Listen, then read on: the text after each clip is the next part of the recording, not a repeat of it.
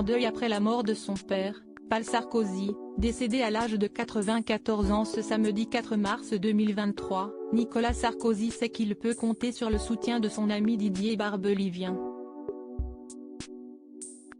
Ce dernier était bien évidemment présent pour ses obsèques à Neuilly-sur-Seine, ce jeudi 9 mars. Hasard du calendrier, c'était la veille de l'anniversaire du chanteur.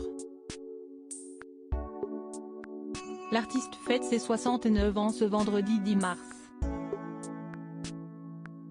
En de nombreuses années d'amitié, les deux hommes ont vécu ensemble des choses heureuses, mais aussi des drames. Quand il a été élu président de la République en 2007, fidèle, en homme de clan, Nicolas Sarkozy n'a pas oublié son ami. Il l'a convié à plusieurs voyages officiels. Mais l'un d'eux a bien failli mal tourner. C'était en 2009, sur la route du Congo.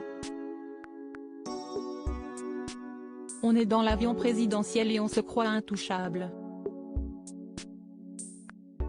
Or, l'avion, au démarrage du Bourget, est allé se mettre en bout de piste pour prendre son envol, pour décoller, et sur le trajet du départ au bout de la piste, le réacteur avant droit a explosé, avait raconté Didier Barbelivien dans cet avou, sur France 5 en janvier 2022.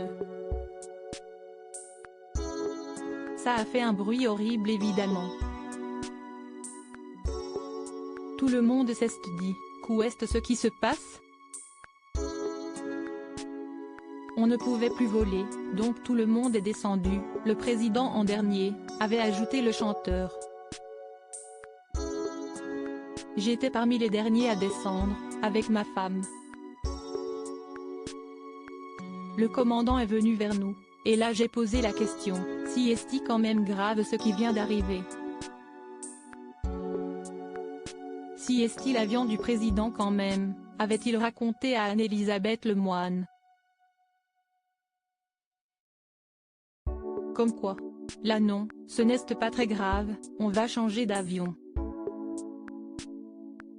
Mais si on avait eu ça en phase d'envol, là c'était pas pareil, lui aurait répondu le commandant.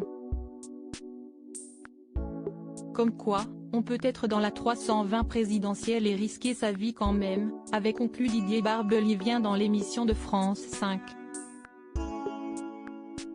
Le chanteur qui fête ses 69 ans avait déjà raconté cette histoire, dont l'issue aurait pu être bien plus terrible, dans son livre Pleure pas, Nostalgie, publié aux éditions Albin Michel en 2019.